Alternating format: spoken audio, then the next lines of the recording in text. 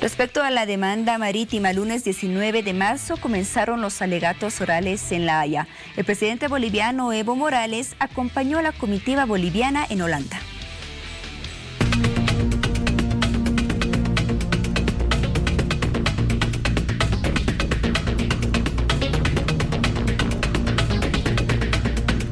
Desde muy temprano y con diferentes actividades que se realizaron en varios puntos del país, es como miles de bolivianos se congregaron en las principales plazas para presenciar los alegatos orales en pantallas gigantes que se instalaron en lugares estratégicos. Autoridades de gobierno que no fueron parte de la comitiva, que fue hasta La Haya, encabezaron los actos previos a los alegatos en el país.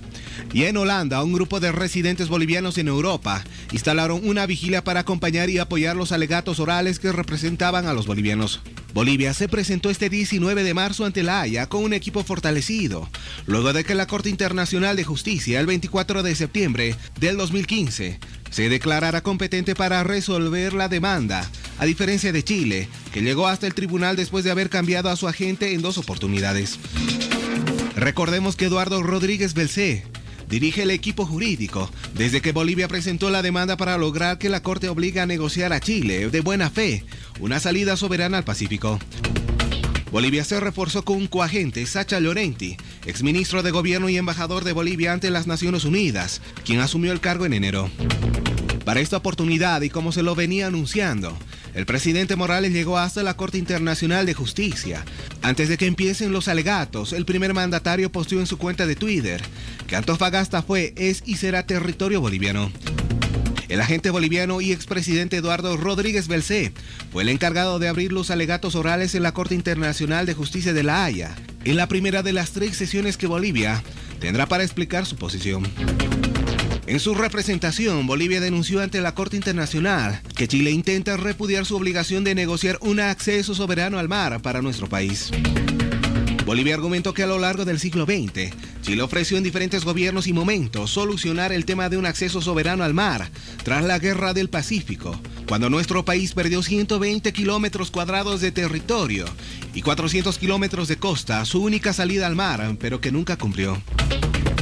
La tesis de Chile es que si bien a lo largo de su historia ha dialogado con Bolivia para mejorar su acceso al Pacífico, no lo hizo como un reconocimiento de una obligación pendiente, sino como un acto de buena vecindad. El objetivo de la comitiva boliviana es que se constate la obligación de Santiago de negociar, pero no le pida a la Corte que falle las modalidades específicas del acceso soberano al mar, apuntó Rodríguez Belcé. Por su lado, el abogado iraní Payam Akhavan, quien forma parte del equipo boliviano, en el primer día de la presentación de los alegatos orales, presentó un mapa de Bolivia de 1879. El Carique y Tarapacá forman parte del país, y otro después de la invasión de 1879, e hizo una rememoración histórica con relación al tema marítimo. Asimismo, la abogada del equipo boliviano explicó ante la Corte Internacional de Justicia de La Haya que Bolivia y Chile emprendieran negociaciones para que nuestro país tenga un acceso al mar, al margen del Tratado de 1904. Por eso, en 2011, cuando interrumpió unilateralmente el diálogo, hizo desvanecer las esperanzas de Bolivia de tener un acceso al Océano Pacífico.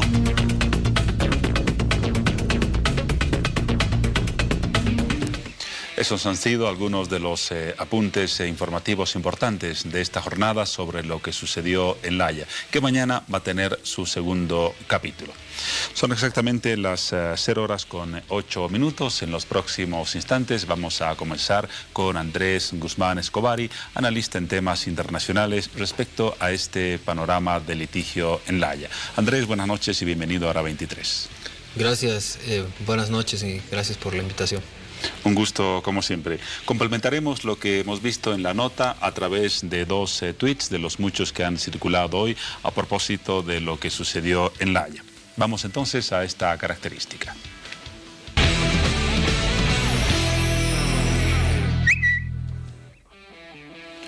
El primero tiene que ver con uno de varios publicados por el presidente del Estado, Evo Morales. El que hemos seleccionado dice lo siguiente: los Estados miembros de la comunidad internacional tienen la obligación innegable de curar heridas del pasado y reparar los daños causados de manera honesta, pronta y efectiva. Bolivia le pide a Chile que honre su palabra de negociar de buena fe una salida al mar con soberanía. uno de los tuits del presidente del Estado. Otro importante ha sido el del vocero de la causa marítima y expresidente de la República, Carlos Mesa. Él escribió lo siguiente, ya lo ven en pantalla: la coartada de Chile, que la Corte Internacional de Justicia dijo que no establecerá que el resultado de la negociación sea un acceso soberano. Lo que no puede determinar es el desenlace en detalle, pero por supuesto que puede determinar el objetivo de esa negociación. La palabra de Carlos Mesa.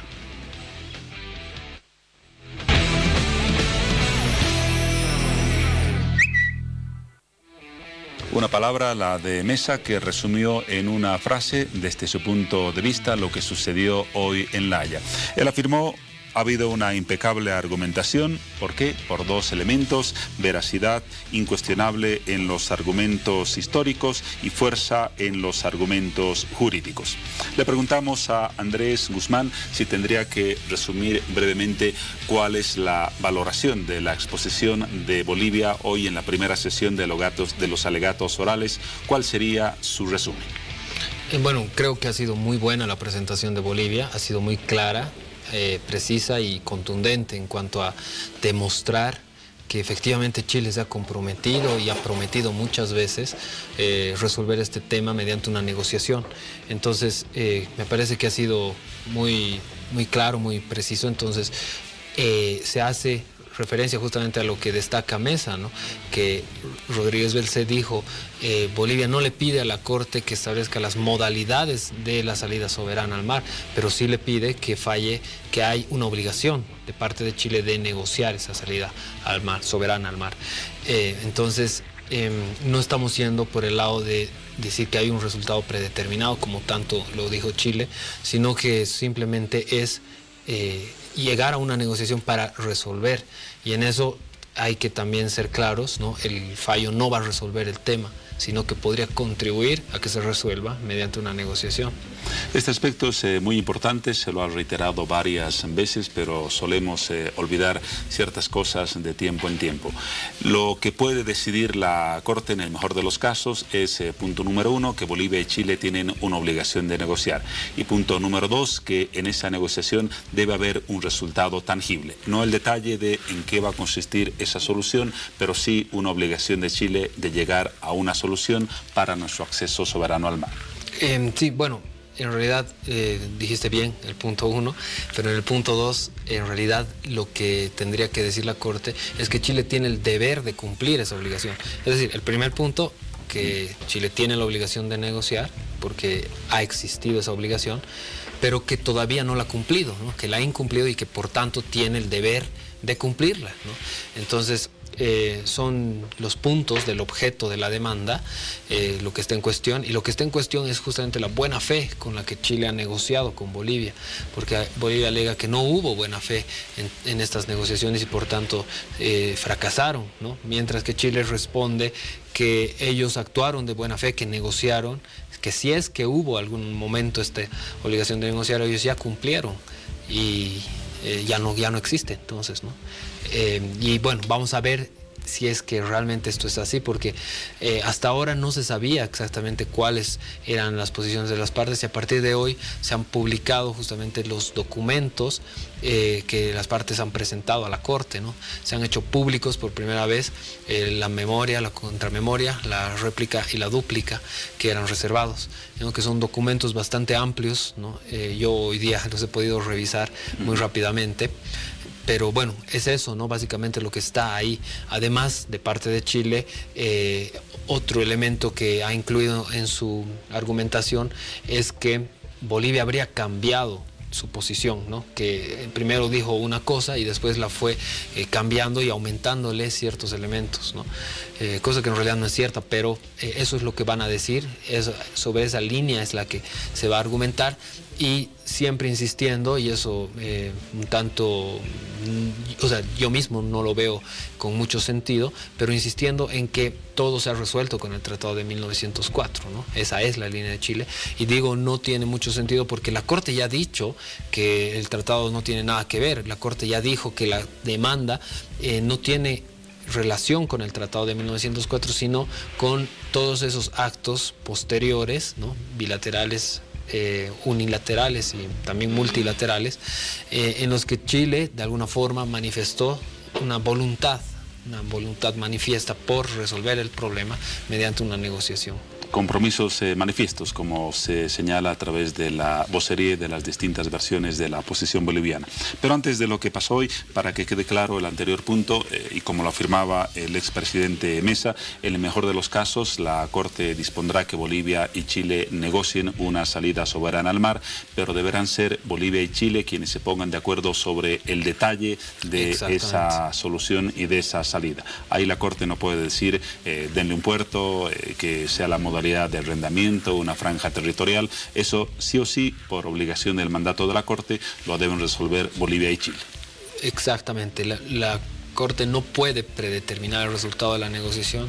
Bolivia no le pide que establezca las modalidades del acceso soberano, entonces va a depender de las partes el resultado de esa negociación y qué se negocia exactamente. Ahora, claro, como bien dice Mesa, no es que la Corte va a dejar abierta la negociación a cualquier cosa, ¿no?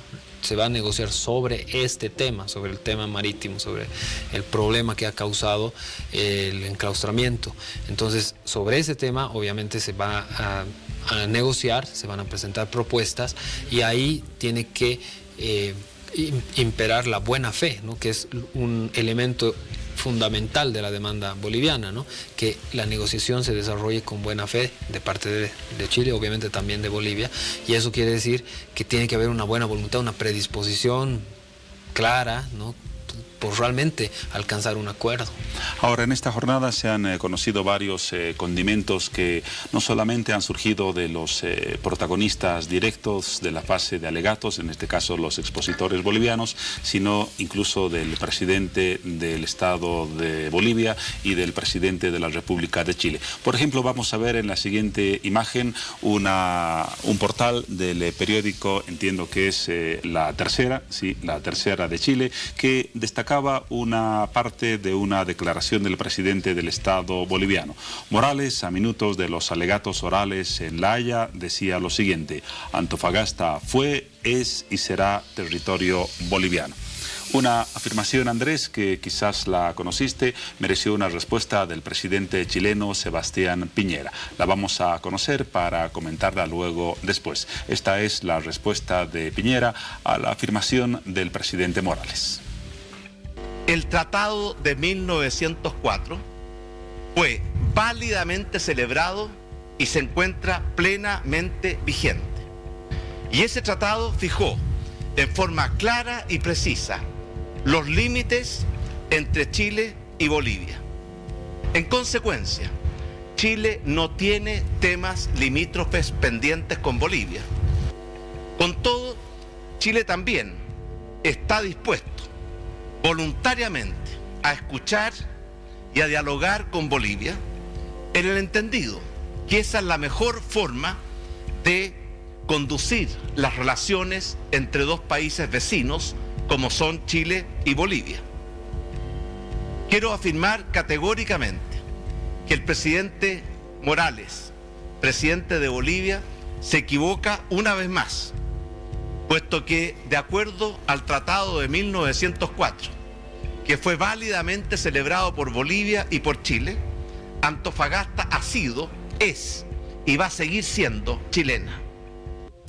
Andrés, la referencia de Morales a Antofagasta habrá sido fruto de un momento emocional, porque Antofagasta no se menciona en ninguna parte de los alegatos como una parte del territorio que Bolivia exigiría teóricamente que se devuelva.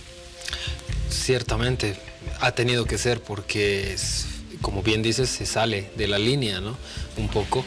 Y bueno, uno se pregunta dónde están los asesores, ¿no? O sea, no puede ser que Evo Morales, que está ahí con el equipo jurídico, no tenga alguien que le diga esto no, esto sí, ¿no?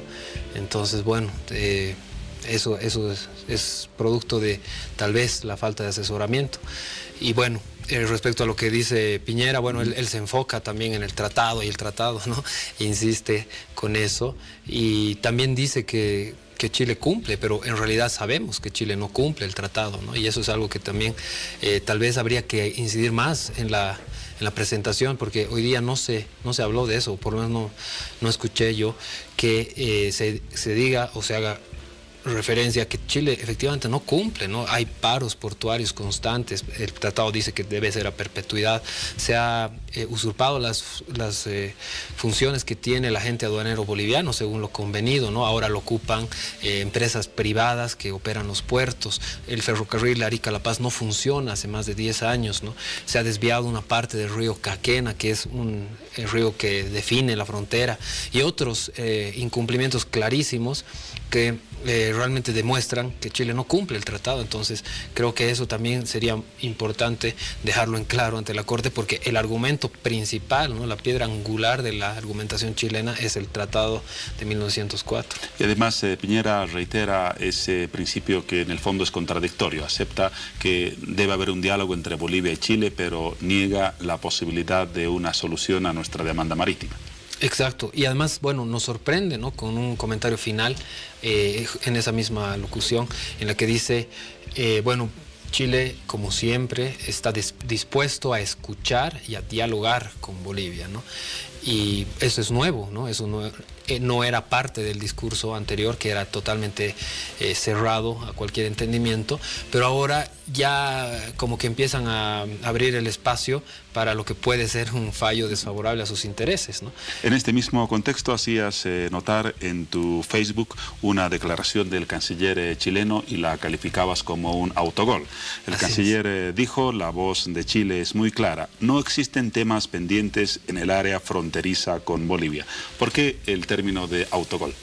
Porque el canciller chileno se refiere a que no hay temas pendientes en el área fronteriza con Bolivia, ¿no? Cuando en el área fronteriza está el Silala, ¿no? Entonces hay un tema pendiente que Chile lo ha reconocido, lo ha llevado a las Cortes. Chile el que nos ha demandado por el tema del Silala, pero al mismo tiempo el canciller dice que no hay temas pendientes en el área fronteriza. Entonces obviamente ahí hay una contradicción que Bolivia también tiene que hacerla conocer en la Corte, ¿no? Porque no es posible que el canciller, que además él representa la voz del Estado chileno, puede comprometer la fe del Estado chileno, porque eso es en relaciones internacionales el canciller, diga que no hay temas pendientes cuando Chile ha comenzado un caso frente a la Corte sobre el tema del Silala, que está dentro de la zona fronteriza. El Silala está a pocos kilómetros de la frontera. Entonces tenemos que también destacar esa parte, ¿no? Hay comentarios que digamos que se salen de la línea oficial de ambos lados, ¿no? Y eso la Corte lo tiene que ver. Y la perfección del discurso de la diplomacia chilena evidentemente es un título. En declaraciones como estas vemos que no todo es una línea armónica y perfecta. Sí, y se ve no solo en estos comentarios, sino en toda la explicación que ha habido, porque hoy ha sido muy ilustrativo escuchar cómo se ha avanzado, ¿no? A lo largo de los años. Chile ha hecho muchas veces promesas y se ha comprometido y siempre, bueno, ha tenido la voluntad de resolver este problema independientemente del tratado.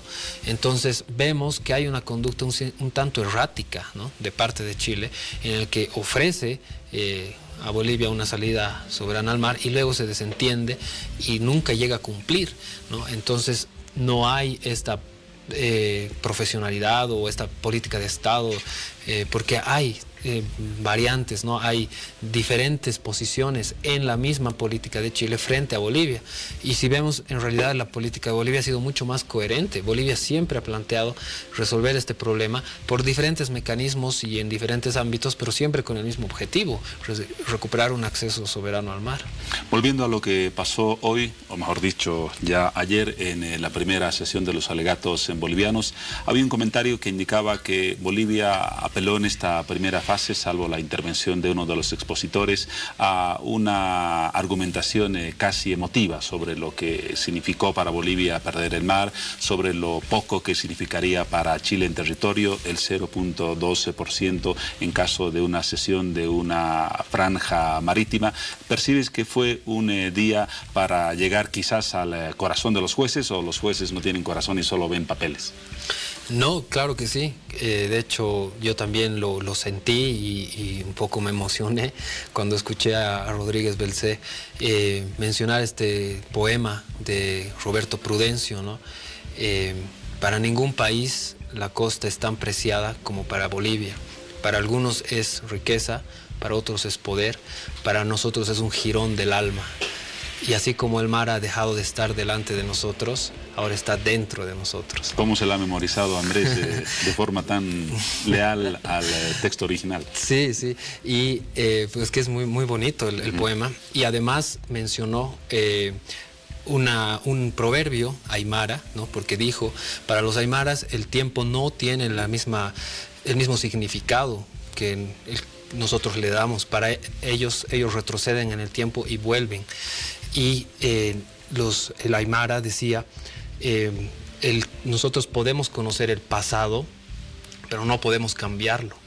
Pero no conocemos el futuro, pero sí podemos cambiarlo, ¿no? Entonces es un dicho, un proverbio muy profundo y que realmente se aplica a este caso, ¿no? Porque si vemos hacia adelante, realmente podemos hacer algo por modificar esta historia que hasta este momento ha sido de confrontación, ¿no? Que no hemos podido resolver el problema, pero si lo vemos con ojos de integración y de cooperación, naturalmente que podemos llegar a algo por lo menos mejor de lo que ahora tenemos. Si la jornada de ayer ha sido en gran parte afectiva, la de hoy me imagino apuntará al argumento sustancial de Bolivia, que consiste en los reiterados compromisos durante más de un siglo de Chile de llegar a un acuerdo sobre una salida al mar.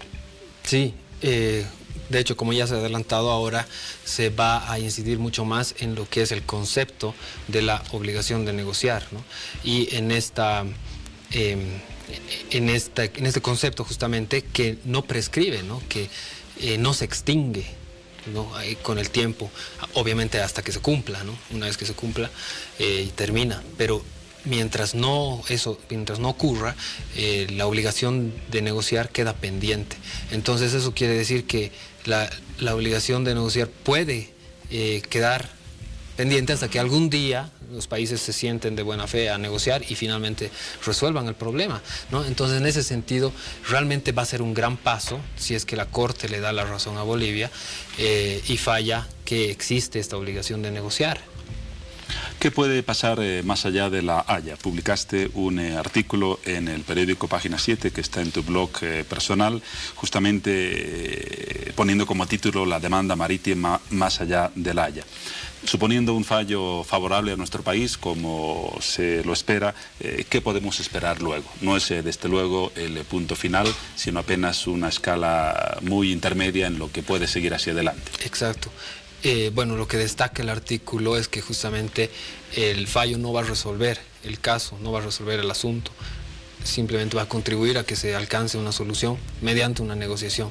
Entonces, en ese sentido, lo que tenemos que hacer ahora es prepararnos para esa posible negociación, diseñando y elaborando una estrategia diplomática que tenga en cuenta, ¿no? Que considere los posibles escenarios que pueden surgir y que, sobre todo, contribuya a determinar qué es lo que podemos pedir en esa negociación y qué podemos ofrecer, ¿no? Y para eso es necesario hacer una campaña de socialización dentro de Bolivia, un debate interno para que podamos definir qué queremos, qué entendemos por acceso soberano y sobre todo qué estaríamos dispuestos a dar en esa negociación, porque es así, ¿no? La negociación es para dar y para obtener, ¿no? Uno no puede imponer en una negociación, o por lo menos no totalmente, ¿no? Entonces, de lo que se trata es de llegar a un acuerdo en el que todos queden satisfechos, ¿no? En el que se consideren los intereses de todas las partes, de Chile, de Bolivia y eventualmente del Perú, en caso de que tenga que participar de acuerdo a lo establecido en el protocolo complementario de 1929. Hemos hablado hasta este momento de la posición boliviana. para finalizar, hablemos un poco de lo que va a ser la posición chilena. Hoy Bolivia continúa su alegato, mañana hay un periodo de descanso y luego tiene Chile 2 días para fundamentar su posición. ¿Encuentras en la posición chilena algún argumento adicional a los que ya ha manifestado en las primeras etapas del juicio que pueda revertir lo que parece una tendencia, no diré clara, pero que apunta a favorecer la posición boliviana? Bueno, Chile ahora argumenta que Bolivia ha cambiado su posición, ¿no? Que ha introducido nuevos elementos conforme ha transcurrido el proceso, y eso obviamente en un principio no lo había dicho, ¿no? En un principio solo dijo que el tratado había resuelto todo, y que Bolivia estaba tratando de modificarlo a este tratado de manera encubierta. Chile se basa en que Bolivia habría incluido temas que tienen que ver con la obligación de negociar, incluso nuevos momentos históricos en los que antes no los había mencionado, ¿no? Pero bueno, eso obviamente se va a ver, porque además después de que Chile intervenga, Bolivia todavía va a tener una oportunidad más de aclarar o rebatir lo que se vaya a decir. Entonces va a ser bien interesante, sobre todo las últimas 2 fechas, ¿no? Donde ya se van a dar los últimos argumentos, las últimas veces que las partes intervienen frente a los jueces. Y bueno, los jueces, y lo más interesante va a ser qué dicen los jueces, ¿no? Las preguntas. Seguramente va a haber algunas preguntas, hay una posibilidad de que interactúen, pero bueno, estas preguntas también se responden por escrito, como sucedió en la fase preliminar, ¿no? Que hubo 2 preguntas sobre el tema. Pero existen ambas posibilidades, existen ambas, las preguntas orales en el juicio, en el transcurso del proceso en sí, como las de carácter escrito. Exactamente.